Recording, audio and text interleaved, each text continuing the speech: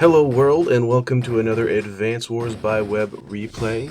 Today I got a fun little 1 versus 1 that I had here with my good friend Jammem. Hey. Hiya Jammem. So Jammem is a buddy of mine. We play a game together, Europe in Ruins, that I'm actually a developer for. And so I posted some of my Advance Wars replays there. And he thought they were pretty cool, so he went and he checked them out. And so I guess he decided to start playing Advance Wars by Web.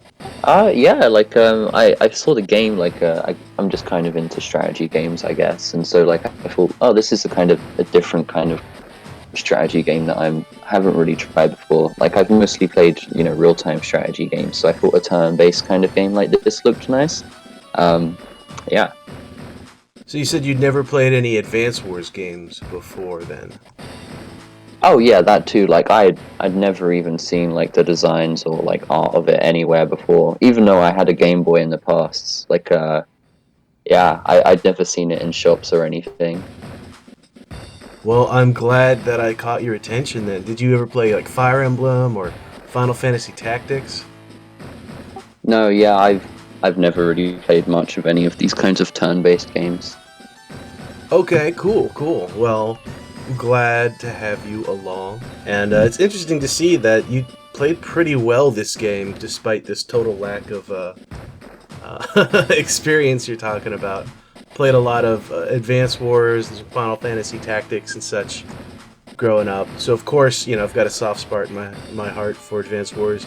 I think Advance Wars by Web is a really, I love that it's free, I love that it's fan-made, I love that it has, multiplayer that the Game Boy games just did not have, at least online multiplayer. I'm really excited to be here, really excited to be playing this, glad to have you.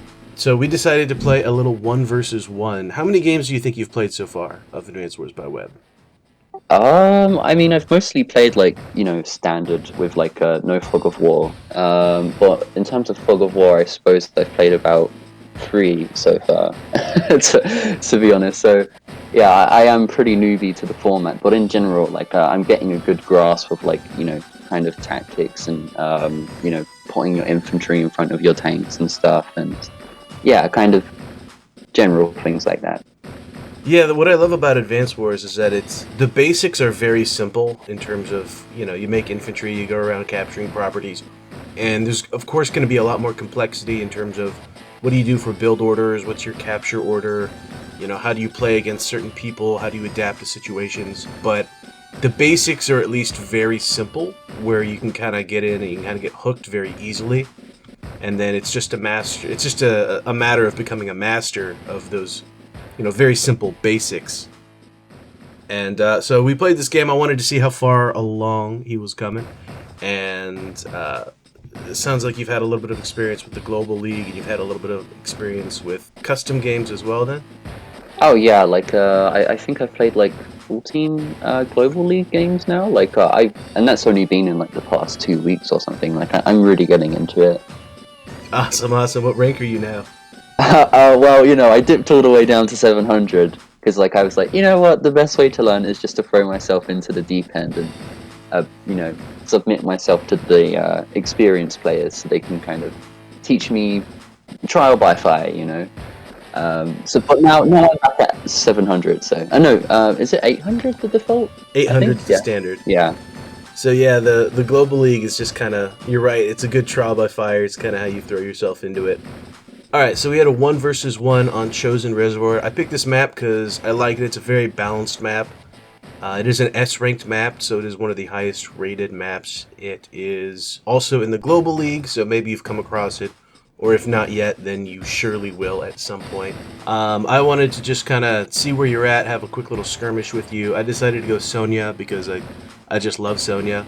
I do like her, not just in Fog of War maps. I like that she's kind of an underdog, kind of an underrated CO. So I really do enjoy playing as her, as well as the fact that the extra vision she gives you in Fog of War, I think is pretty huge. A lot of COs will give you more attack power or something like that, but to me, I think the extra vision and the extra information you get from that vision can be even more valuable than any sort of attack damage. Now, you went with Max. What have you been feeling about the COs? Why'd you pick Max, and who would you say has been your favorite? Well, so far I've mostly been playing Sammy, but because in a lot of my games in Global League and stuff, I've just been absolutely wrecked by Max, just through like being constantly bombarded by his tanks and stuff like that on some particular maps as well, where there's like a lot of roads and whatnot. It's just like I'm not really sure how to deal with it, and so I thought I'd bring it to you and play it in this skirmish and see kind of how a more experienced player like yourself would kind of deal with that, so I could also, you know, learn from that and apply it to my own games. But yeah, like I also wanted to go for the more, you know, balls to the wall, super heavy hitting, like max play style. Because generally with the other COs, I suppose you play a bit more conservative because max is all about, you know, get in there before you can get to like more slow engagements with artillery and stuff like that. Yeah, Max can be a real tough one to figure out at lower levels, and he's also an extremely effective CO at lower levels, just because you get that extra 20% damage on your basic attacks, and that means your units are just going to be 20% better, more or less. And so it can be really difficult for especially new players to work around that. You get something like Kindle, which can be a very powerful CO, but that forces you to play around properties. Lash is a very powerful CO, but that forces you to play around terrain, so on and so forth. But Max is just straight up in your face, an extra 20% damage. With tanks, that means you're going to win tank engagements against everyone except, you know, some of the most overpowered COs out there. So Max is a really good one. Just he's a pretty good all-arounder for that, especially given that his direct, you know, it's direct units that get the benefit. So those direct units, unfortunately, don't include infantry. But yeah, for whatever reason, direct units don't include infantry, and but they do include battlecopters. So you throw a tank into the mix, your tanks are going to win. You throw a battlecopter into the mix, your battlecopters are going to win. And so it makes him a very effective CO at dealing with stuff, especially early game when you're right, before you have the artillery set up, before you have any those more kind of complex situations set up. You just throw some tanks in there and you do a lot of damage. So without any further ado, let's actually get this replay started. So you were playing down there in the southwest as Orange Star, and I am up here in the northeast as Sonja. I decided to give you the first turn as well, so you could get a little bit of first turn advantage and kind of set the pace of the game from there. And before we started, I did talk to you a bit about capping orders and everything like that, how you don't necessarily want to grab, you know, the closest properties as fast as you can. You want to examine the cap route that you could be taking with your units and actually kind of see, well, if you skip this one property and then you move on to the next property, maybe you'll actually be in a better position to do that. So I'll point that out in a couple turns when we get there. But you did follow my advice. We do have a very similar capping order for the first couple turns of the game, and it'll be interesting to see where that diverges and quite how that diverges and how that affects our economies and whatnot. And let's get going. So first turns are always going to be very similar. Build infantry, and of course you want to capture that middle factory as fast as you can. That's exactly what we both do.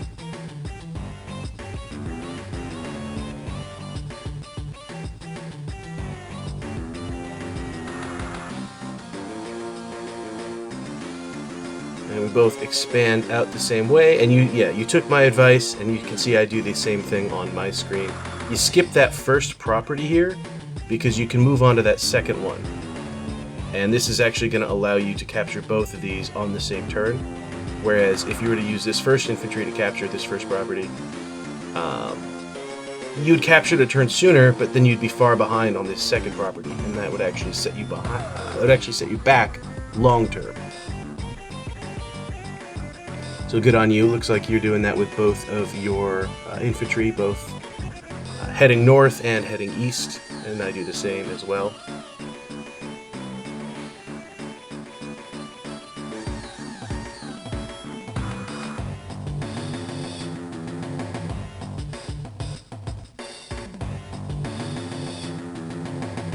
So far our cap order looks the same as does our build order.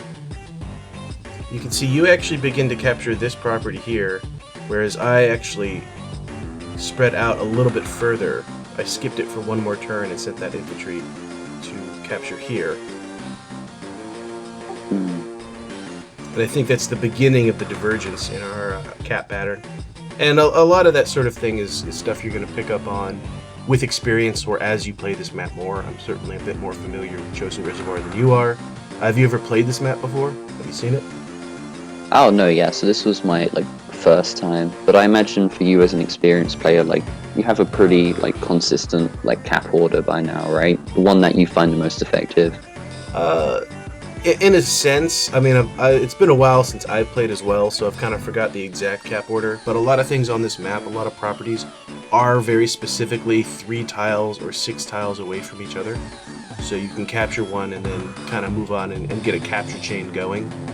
And looking at capture chains, paying attention to those, figuring those out is pretty important to figuring out any map. I'd say that's a pretty essential skill for any kind of advanced Wars by Web player, is being able to look at a map and figure out cap chains. See, I see you've got a Recon, and you've already deployed that out, and you're sending that way up north. Interesting that you spawned it in the south, and now you're moving it north.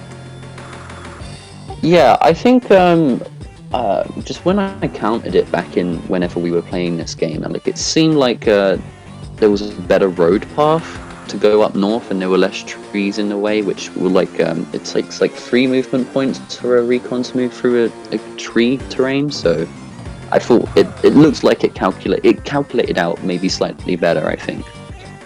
You might not be wrong about that, because a wheeled unit like a Recon going over a road or a property or even a shoal is going to take 1 tile of movement. A field is going to take 2 tiles, and then a forest is actually going to take 3 tiles. So looking here, if you were going to try to send it north, you'd have to send it through a tree, a forest, no matter what. Whereas sending it east and then north, you do get a significant amount of movement out of it, although it might have still been a little bit closer off if you had sent it out of this northern section here. Yeah, but yeah, you'll start to notice as well how my movement's kind of staggering a little bit on the top left, and that's just because I'm mostly playing a bit more cautiously, just because it's Fog of War and I'm paranoid. Yeah, Fog of War is scary because at some point a unit's going to come out of nowhere and hit you, unless you have that Recon ready, which is exactly what you have here actually. You've got this Recon in position, and you can see my first infantry come into view, and then the rest of my infantry is going to start coming into view. And you're going to be able to get that Recon into a good position. So you're going to see my wall of infantry coming far before I see any of yours. I decided to build a Recon myself, and I don't know why I did that. That was probably a bad move.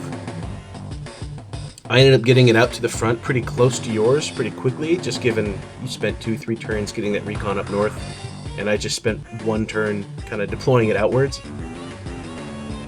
But your Recon is definitely in a much better position than mine, and you have more tanks on the field. You can see you decided to build that battlecopter, which is a good call for a max. I decided to build the transport copter. I'm going for these island properties just as soon as I can. I know that's going to put me back in terms of number of units on the field, number of units on the front line to begin with, but I do know that the sooner I capture these properties, the sooner I can start building up a long-term economic advantage. So that's what I'm going for there. Beginning the capture of the Comm Tower, this is good. Both sides, it looks like we're going to have our Comm Tower before any sort of combat breaks out. So that's good. You know, there's no point in capturing a Comm Tower early. It doesn't do you any good. It doesn't make you any income. However, you want to have your Comm Tower before combat actually breaks out. Because if you're getting into combat and you don't have a Comm Tower, you're actually going to be at a disadvantage, because you get that 10% damage bonus from it. So even if you're on the defensive and you're getting hit by your opponent, you still want to have that Comm Tower. And I think here, actually, okay, so you hit me with this Recon, and I don't have the Comm Tower, but you actually have not captured your Comm Tower either. So that's a bit of a mistake there. Yeah, you always want to capture at the beginning of your turn, especially the Comm Tower. The Comm Tower is going to give you, across the board, a 10% increase to your damage. And you don't want to forget your captures before you make the rest of your moves. And looks like you're able to get a first hit on me anyways, and with the Recon, you would have done a little bit of extra damage, but it's not like I was able to do anything back to your recon in the first place. Yeah, to be fair, I suppose it would have like knocked you down to 3 HP maybe. Probably. At the most. But it's just good. See, I'm not engaging in any combat yet, but I haven't captured my Comm Tower either. I was kind of holding off on that, when that should have been the first thing I did in my turn. It's the first thing anyone should do with their turn. Yeah, like everybody does it, I guess. It's really easy to forget, what can I say? So I'm already beginning to capture my port up here, and you know, it's 5,000 for the transport chopper and 1,000 for the infantry. That's 6,000. So I have to at least make 6,000 back on these properties. So it's going to take several turns of having this port up here, and then also coming down here to capture these properties. It's going to take a while before this combination of unit pays itself off, but once it does, then it's actually going to be giving me a long-term economic advantage, which is, on a map like this, in a very even matchup, it's a serious question you have to ask yourself. Do you want to spend 6,000 on the transport copter and the infantry, or do you want to spend 6,000 on actually having units out on the field? And that is a big question you got to ask yourself, because if it's a dead even matchup, all things being equal, the guy who has 6,000 units on the front line engaging in combat is going to win the battle. And if you win the battle on the mainland, it doesn't matter if you've got these side little island properties, if your opponent is able to overrun your front line because of it. No, yeah, sorry.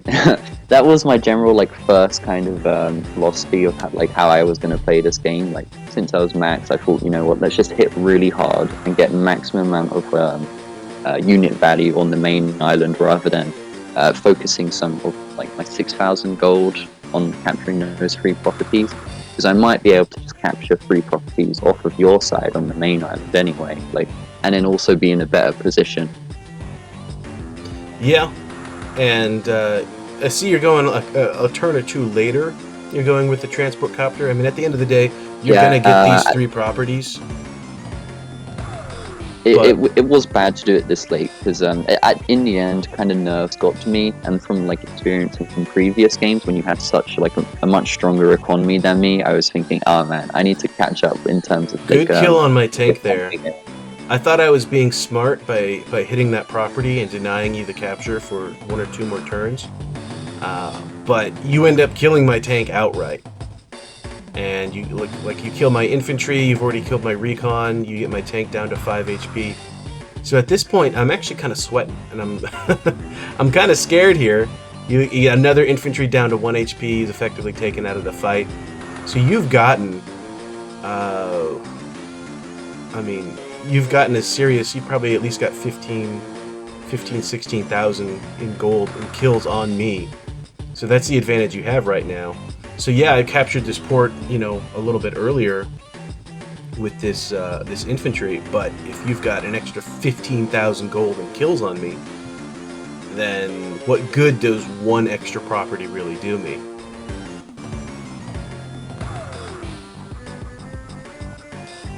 Again, I think I'm being smart by bringing in this battlecopter. Yeah, I brought your battlecopter down to 2 HP, but, you know, I just didn't realize how many choppers you had.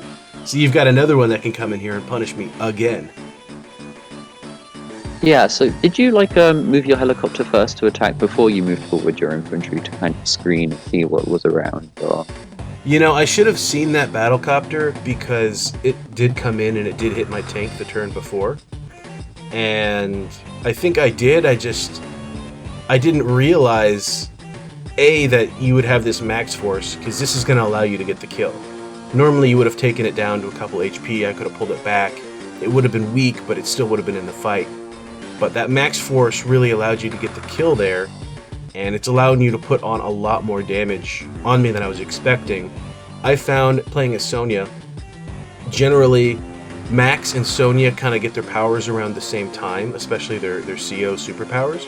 And so as Sonja, you want to activate your power first, and then even if they use their max force or their max blast or whatever, when they try to hit you, you're going to be hitting them first. Given Sonja's power, it allows you to counterattack before you get attacked.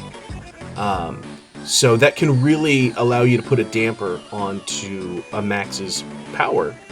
In that, yeah, they're hitting you with extra damage, but if you're able to take, 1 or 2 or 3 or 4 or 5 points of damage on them first, that's greatly going to diminish the power they're actually going to get out of their CO power.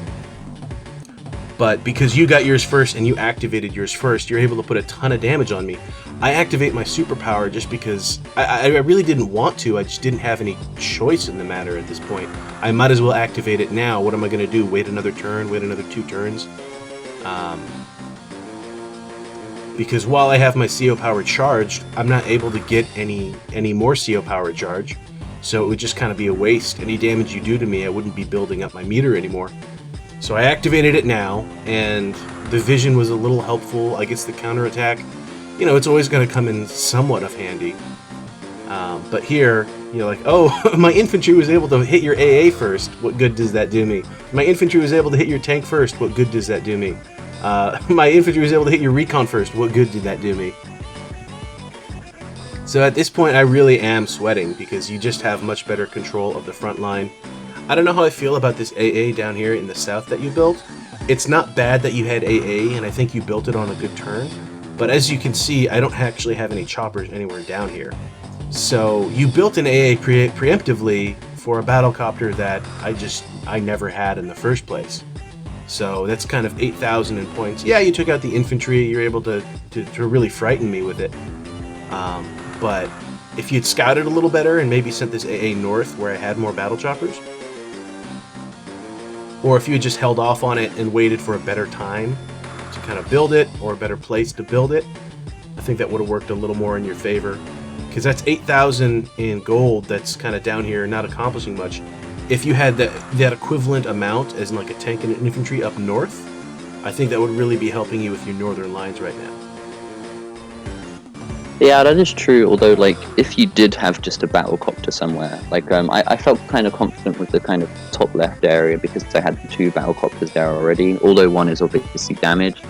And so I thought if I didn't have any, like, anti-air, at least down in the south right, then I would be, the copters hit really hard, and so you have to, like, have some kind of appropriate anti-air to deal with them, because otherwise you actually can't really deal any damage to them.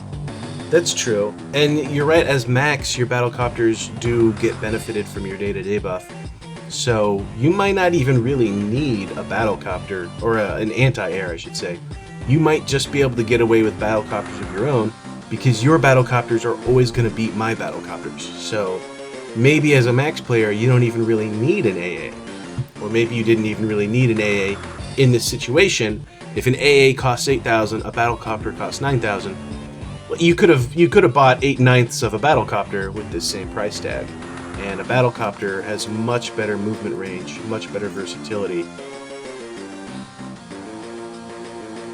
I see you've got the infamous max artillery flexing on me with the max artillery.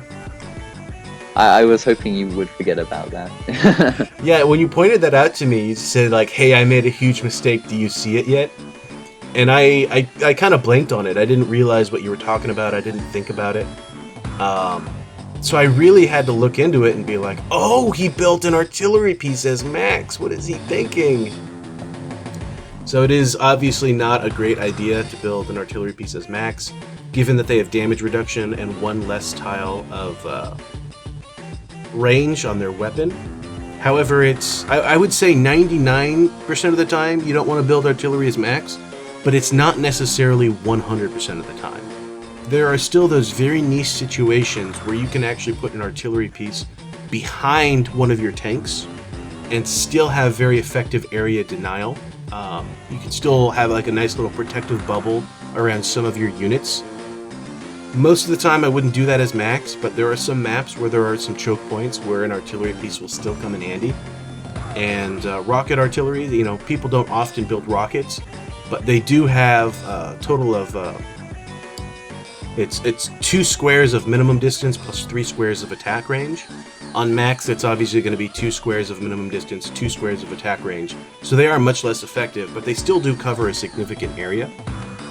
I'm also seeing 2 medium tanks and a neo tank out of you. So you're going hard on the medium tanks. You're going hard on the heavy armor. Yeah, like definitely in hindsight, this was kind of a bad unit kind of purchase decision because, you know, you don't really have anything of that sort, and like you can see the time that I spent like collecting collecting funds to build that unit, and then also not building other units to like push up constantly has left my front lines very kind of sparse and lacking vision. So it really, it's quite punishing later in the game, as you'll see. So yeah, let's check this out real quick. So you've got these medium tanks here, which is not necessarily a bad call, because medium tanks, they do very good against regular tanks, and they can even take quite a beating from battlecopters. And in this situation in the north here, where I'm starting to get an advantage on you, and I've got 1, 2, let's say 3 tanks, maybe this 4th one is repairing here, plus a battlecopter, plus an AA. And I've been doing a good job of picking your units off individually. So having a medium tank up here is not a bad idea, in that it's going to be able to take on all these units at once. The issue is, it's a lot of resources sunk into one unit. For the same price of this one medium tank, you could have had 2 light tanks and 2 infantry, and that would have been 4 units on the map versus just 1. The other issue with medium tanks is that they only have 1 square of vision range, which makes them hugely reliant on stuff like recons, which you do have here, but recons are in and of themselves vulnerable. And you really do lack infantry here to kind of screen and scout for your tanks. And in this case, I think you actually went a little overboard with the medium tanks, because you've got 2 of them, and then you've got the Neo tank down here in the south. And what I'm looking at is, you know, you could have 2 light tanks for a medium tank here, 2 light tanks for a medium tank here, 3 light tanks for a Neo tank here, plus a little bit extra in gold. So that's a lot more units you could have had on the field than you did. And the problem with these 1 vision range tanks is that you need a lot of units to screen for them. If you are going to build a medium tank or a Neo tank, it's better to just kind of concentrate your funds into 1 or 2 of them, because you still need to have infantry and recons to scout for them and to screen for them. Where if you go overboard and you start getting 3 or 4 or more of these things, then you're going to have a lot of those heavier tanks on the field, and I might not really have a good way of dealing with them. But if you can't spot anything, if you can't actually see what you're trying to shoot at, then you can't actually shoot at it, which means you can't actually utilize the superior firepower that you spend all that money on. No, yeah, you're completely right. And then following that up with the fact that I don't have any infantry as well, like you're going to have some infantry, like I can't really see what's going on, but you're going to have infantry coming around on the flank, slowly taking my properties away and just, you know, bringing down my economy every turn. So yeah, they're basically useless if you can't actually shoot at anything. There's no point having the extra firepower. And what's more, like, I'm not properly utilizing max passive day-to-day powers, I feel like, if I'm going with a medium tank when you don't have one yourself, because, you know, it's kind of just overkill, isn't it? If you have a medium tank going up against a regular tank, you could very easily just accomplish the same thing with having, I guess, 2 regular tanks with your 20% extra damage bonus from max, than just having 1 medium tank. And then you also have more vision, have a kind of, to take better engagements as well. So what I will say about medium tanks, and even Neo tanks, is I see their primary benefit of that heavier armor not in their increased offensive capabilities, but in their increased defensive capabilities. Now, you have this Neo tank up in the north here that was sitting on your Comm Tower, and it has been able to engage a tank and take a hit from a battlecopter, and it's only down to 7 HP, which means you could sit here and you could take 3 or 4 hits in a row and your unit would still be alive, and I would have had to spend 3 or 4 units in a single turn just to do that damage to it. So I think their best bet is as a defensive unit, and you especially want them on cover. You have them out in the field here, which doesn't play to the medium tank's strength. I think if you had left it on the Comm Tower, where you had 3 stars of defensive cover, you would have taken even less damage. I would have dealt even less damage to you, and you'd still be sitting on the Comm Tower, which is a very, very important property that you do not want to lose. So I don't think having one medium tank up here in the north was a mistake or a bad idea. I just think you should have left it on the Comm Tower. You should have more appropriately backed it up with the artillery that you ended up losing, and you should have maybe kept that recon in this forest here, or somewhere where it was out of sight and safer, where it could still spot for your medium tank. It could still see a unit's a couple squares away. It could even spot for your artillery and allow your artillery to maybe sit back here and get a shot on this tank here. But because you got a little aggressive with your recon, you got a little aggressive with your medium tank, and then you even brought your artillery up to the front, that ended up biting you. And if you want to get with these, medium tanks, you want to start thinking more about formations and how you can use not just this one unit, but how you can use multiple units in conjunction with each other. I think that's where the real strength of these units comes in. On my turn, I end up activating my counter break, and this time, this is what I was talking about. I was able to activate my counter break before you were able to hit your max blast. So you're going to get your max blast, you're going to activate it, and that's going to be scary. You're going to do a lot of damage. But because I'm going to get the counter attack on you first, that's actually going to diminish what your tanks are able to do to me.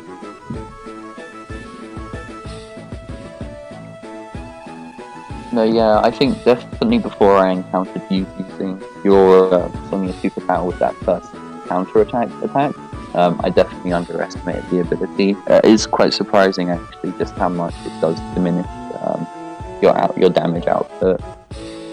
So yeah, now you pop your max blast, and we'll see exactly what happens here.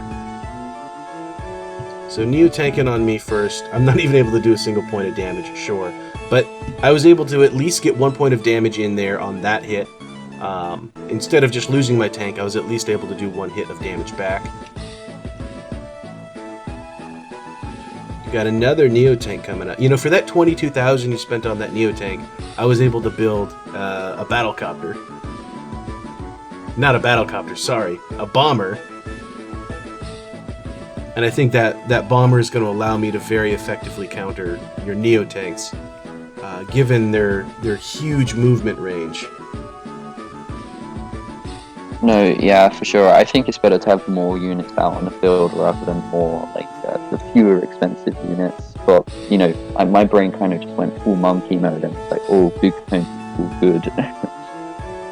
That's not necessarily the wrong thing, but especially on a map like this, where you've got a lot of forests you can be hiding in, and it's kind of big and open. If you've got a choke point where there's only 1 tile worth of space that you can move through, then yeah, park a medium tank or park a Neo tank right in that choke point, and your opponent will have no choice but to try to go through you. But on a big map like this, where I can try to get flanks on you, I can surround you with multiple units, I can just go around you. If you can't even spot me with your units, I can just avoid you, and what good is your Neo tank if you can't even see me? So you see here, now you've got this medium tank, and yep, you're not even able to see anything with it, so you kind of wasted a turn with that medium tank. Yeah, you moved it right up here, and yeah, that's a pretty scary place for a medium tank to be. My tank is not going to be able to deal with that. My 1 HP tank is not going to be able to deal with that. My AA is not going to be able to deal with that. But really, you should have had another unit or 2 in the area scouting. If you could find a way to spot this AA, this medium tank could have moved up, fired on my AA, did a huge chunk of damage to my AA, and then your battlecopter would have free reign to take out my tanks as such. But because you didn't have anything to spot this AA, this medium tank just moved up, it got into position, it looked real scary, it looked real intimidating, but ultimately didn't really accomplish much. And now that I'm able to see it, you can't even see me back, but I can see it. So I'm going to be able to work around it, at least be able to plan around it. The other thing to keep in mind about medium tanks is they only have 5 tiles of movement instead of 6. So it's just going to take them that much longer to get up to the fight compared to a light tank, or even a neo tank, which also has 6 tiles of movement. So you weren't able to hurt my AA. My AA was able to move up and just one-shot your battlecopter. Yeah, like it just really demonstrates like the importance of having regular infantry to kind of screen, and even just like take a couple of hits for your more valuable like vehicles like helicopters and whatnot. Because sure, the infantry might die, but that's losing 1k worth of gold over 9k worth of gold in a battlecopter. Absolutely. And yeah, infantry, they're only 1,000. They're kind of throwaway units, but that's almost exactly it. Is if I have to get through your infantry to get to your more valuable units behind them, that means I have to spend a turn, at least one turn, firing on your infantry. That's at least, one turn that you've bought yourself. Especially if you consider, if you're able to sacrifice a 1,000 infantry, 1,000 gold infantry in order to save 10,000 or 12,000 worth of damage on a much heavier unit, then that 1,000 saving 12,000 is just, it's an obvious, it's a sure thing. You'd always want to take that bet. My advice with in terms of unit production, especially this match really kind of exemplifies it, is I would advise you to always build infantry on your properties unless you can afford a tank, and then always build tanks on your properties unless you have a really good reason to build something else. So if you want to have an early game recon in order to spot your enemies, recon your enemies, especially against a Sonja that's already going to have really good vision on you, maybe you want to try to make up for that with a recon of your own, sure, go ahead, go for it. I won't tell you not to. But once, you don't necessarily need 2 or 3 or 4 recons, not that you built a ton this match, but it's usually better just to either build the infantry and get as many units on the field as you can, or to save up and get a tank, because a tank has 6 tiles of movement. It's got tread type movement, so it can move through terrain very easily compared to a recon or compared to a bunch of other units. It's hugely versatile. It's good against other vehicles. It's good against infantry. I would rather have 2 tanks and 2 infantry than a single medium tank, given that I can completely surround you with 4 units, but you can really only pack a punch or hold the line with the 1 unit. But you can hardly even spot for yourself with that medium tank. Once you get later in the game where you've got enough economy where you can afford a medium tank and you can afford to build, appropriate stuff on all your other properties, then yeah, maybe you want to start pumping out medium tanks. But you can see this final turn on my property, I actually have 3 light tanks that I built. 3 light tanks, that's 21,000 in gold, plus you can see I have another 3,400 gold left over. So that meant I had 25,000. I could have built whatever I wanted. I could have built a neo tank, but instead I chose 3 light tanks. And I would say, as a general bit of advice to tack onto that, one more thing to keep in mind is I think unit count is probably the most valuable stat you could be paying attention to. Obviously there are situations where you want to build a heavier unit. It's just a better idea to build a heavier unit. But having more units on the field, even if it's just infantry, that's more properties that you can defend, that's more properties that you can capture, that's more units you can have hidden in forests, which are going to trap my units if they run into them.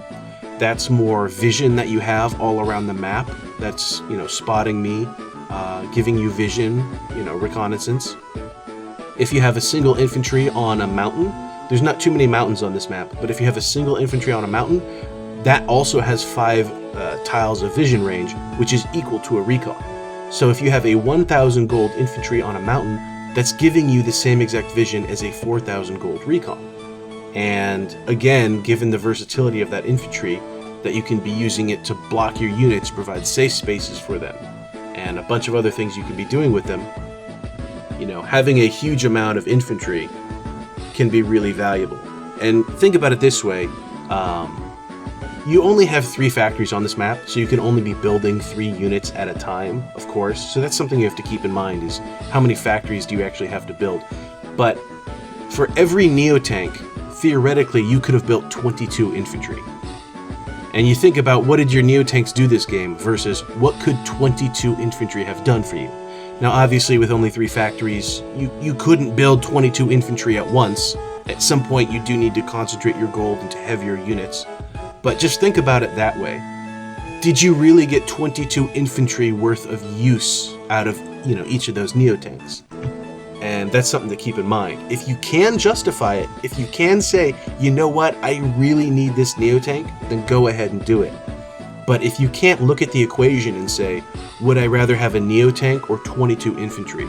If you can't definitively say that you'd rather have the Neo-tank, that should be a sign to you to maybe reconsider what you're going to purchase this match.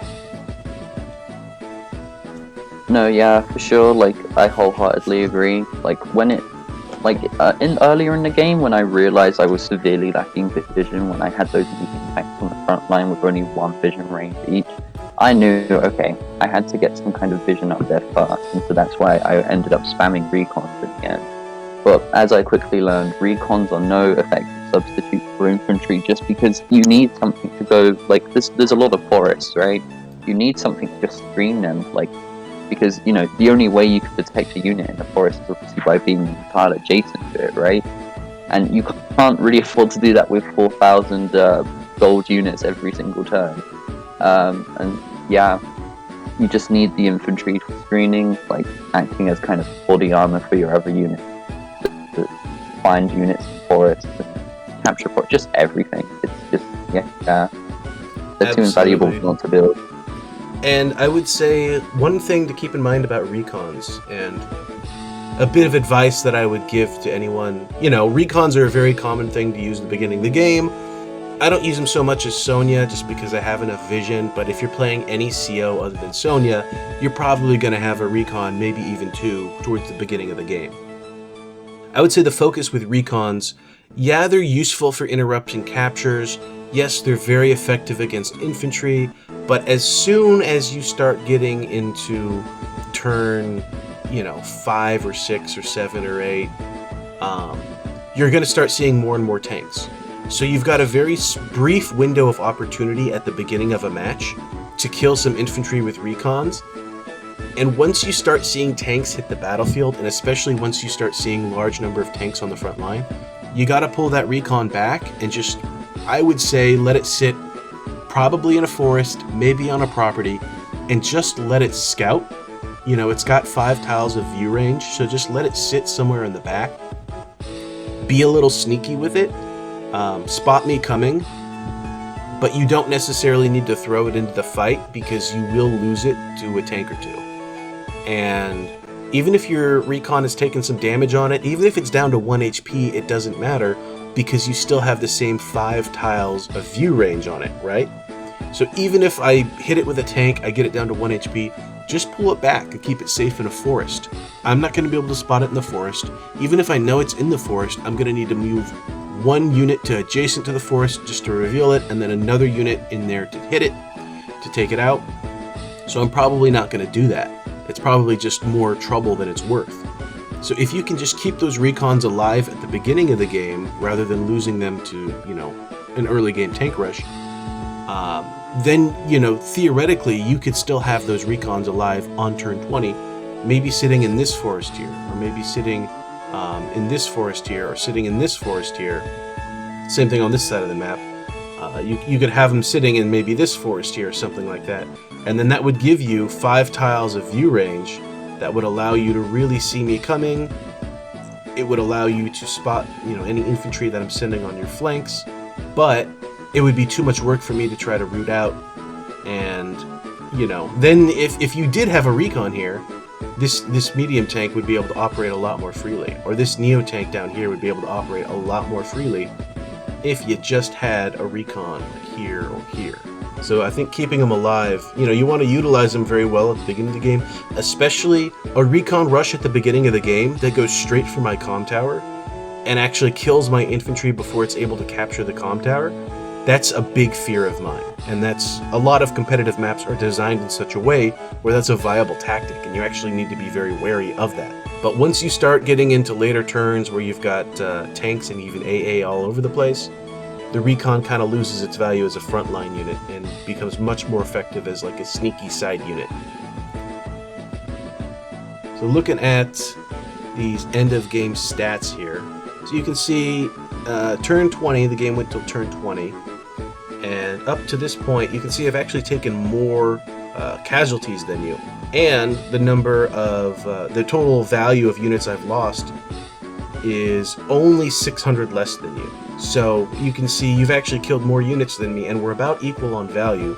But I think it's important to look at what those units actually were in the end there. You can see I lost 16 infantry, you only lost 13, so you definitely killed more infantry than I did, and I definitely lost more infantry than you did. But as we go down and we see that I lost 1 recon and you lost 3, and I lost 9 tanks to your 4, but then you lost 3 battle choppers to my 2. And then you did end up losing an artillery. That artillery was a fluke. You know that you shouldn't have built that artillery. That was a misclick, sure. Yeah. But when you look and see, like, what units am I actually losing, what units am I actually sacrificing, I'm sacrificing my infantry to save my recons. I'm sacrificing my tanks to save my battle copters. And so those are the trades you want to be thinking about as well. Because if a 1,000 gold infantry can save a 4,000 gold recon or 7,000 gold tank, that is a very good trade. And even in terms of tanks for battlecopters, if my 7,000 gold tank can save a 9,000 gold battlecopter, that is a good trade. Yeah, like you can also obviously, like, if the tank survives, you can just repair it in one of your nearby cities as well. But obviously with a battlecopter, you don't really want to take it all the way back to your airport. Yeah, that is a good point as well, is any kind of air unit like that cannot be repaired or refueled or anything like that on a regular property. It's going to have to go all the way back to your airport. And, you know, if you've got a chopper that's down to 4 HP, do you really want to have it sitting on your airfield for 3 turns just to get it back to full health? Probably not. That's a waste of your airport. You're going to want to be building other air units at the same time. Even if you're able to pull your chopper back and repair it back to full health, then you're going to have to spend several more turns getting it back up to the front. So taking damage on air units is always a lot more painful than taking damage on a land unit.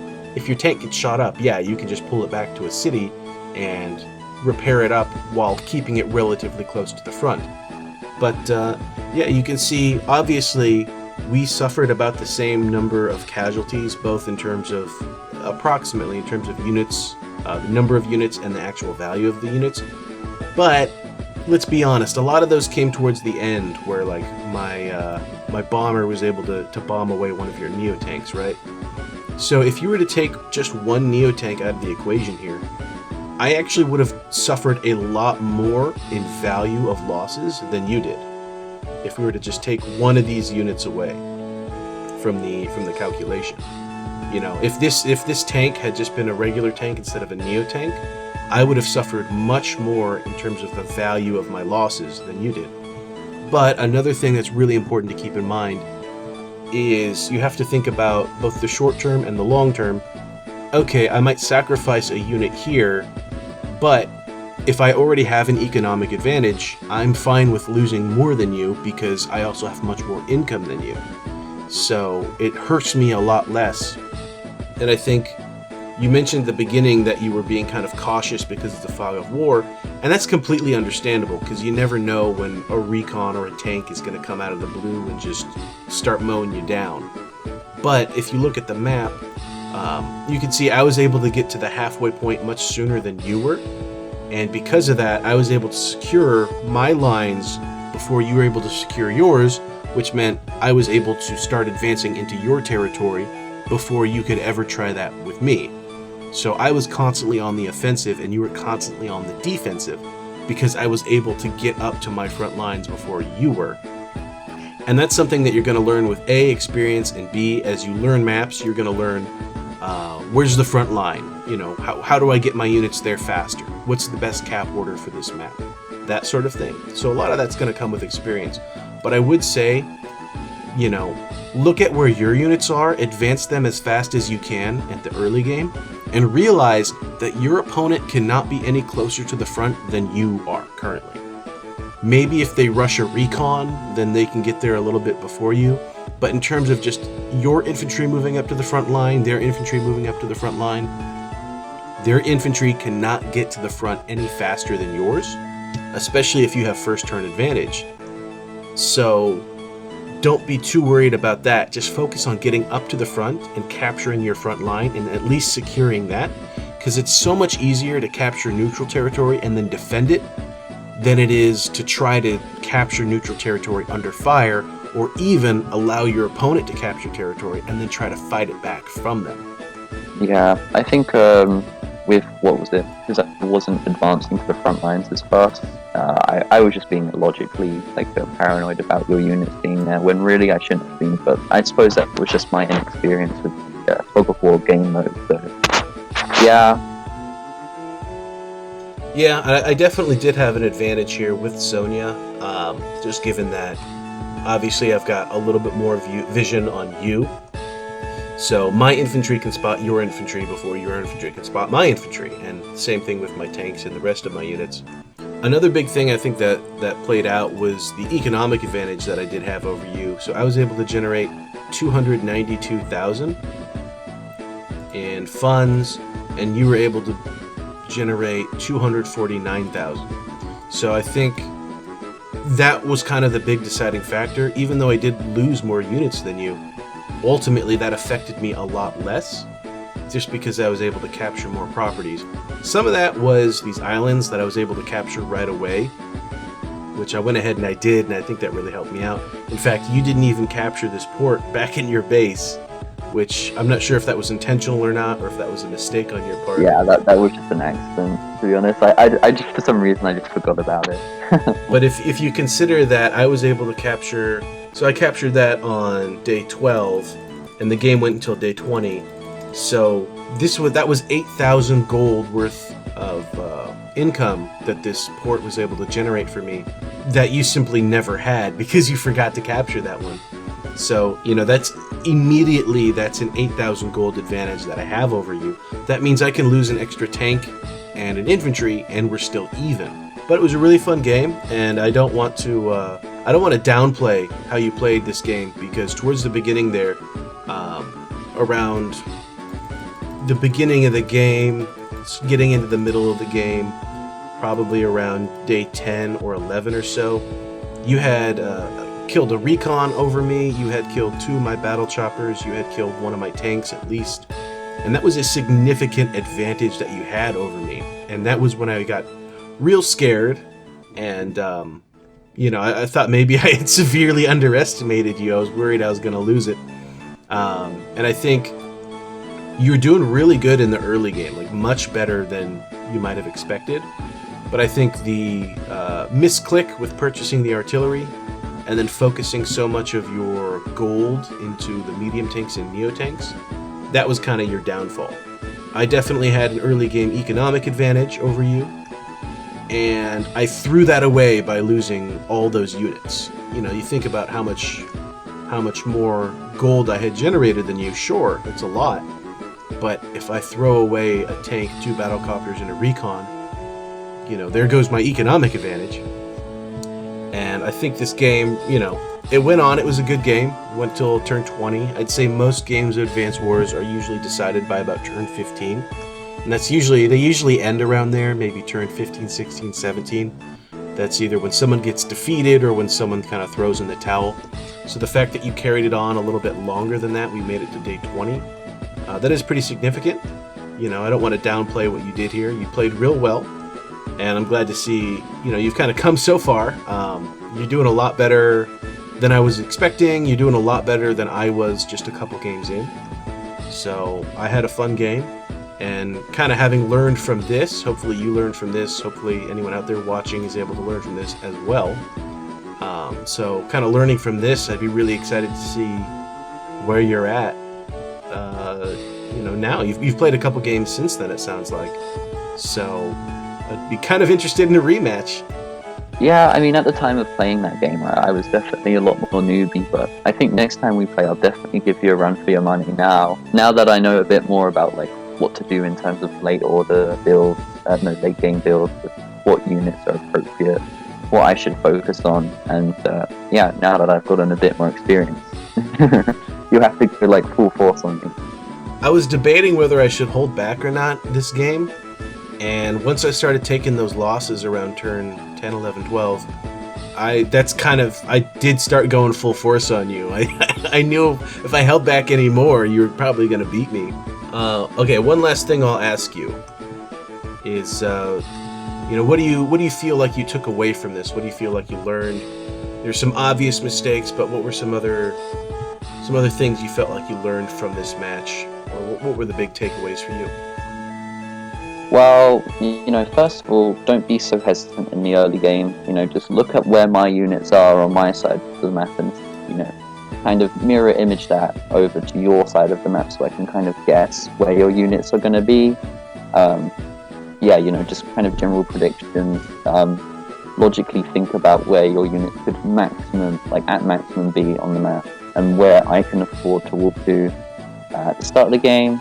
Definitely build a ton more regular infantry for screening, looking into forests so I'm not jumped out, so something from the forest doesn't jump out of it and then destroy my 9,000 gold battlecopter. Don't spam so many big heavy tanks because they have no vision and they're just not that necessary until the enemy has them at least, and obviously they're good for defensive kind of tactics, but it wasn't really what I should have been going for. I wasn't making the most of the free factories I had, and instead of producing an infantry or just any unit on one of those factories every turn, I think I only produced that one medium tank on that one turn, and probably I also did that with the Neo tank. So yeah, having a low unit count was pretty bad. I think as well with the transport copter, I should have just fully committed to my idea of going super aggressive and not laying off any pressure and spending 6k gold on capturing those free properties, because that would have taken a little while. When you kind of calculate it, I suppose it would take about 2 turns maybe to get your infantry to that first harbor, and a couple more turns to get your infantry to those 2 cities out on the side. And yeah, with that although obviously in the long run it would benefit you, I could use that extra gold to just go even harder on you in the center island and probably take away 3 properties just from your side anyway, and then also consolidate myself a better front line from where I can attack from. The other things, probably just vision, I think, is generally the most important thing. Alright, well that sounds good. Well, thank you, Jammem. Yeah, thanks for giving me a bunch of advice and for the game and showing me the ropes so I don't have to go through new trials. You don't need any more losses on your Global League record. No, yeah, what's it? If obviously you're higher ranked than most of the opponents I've been playing against, so gives me it lets me learn a bit quicker than I ordinarily would, I suppose. So yeah, this was a real fun one. And once you work out the newbie kinks, like accidentally building an artillery, forgetting to capture this port, you're definitely going to be a force to be reckoned with. So I'm glad to see you started checking out Advanced Wars. I'm glad you're enjoying yourself. I'm glad you're coming along pretty well. So thank you for this, and we'll have to play again sometime. Yeah, thanks for the game.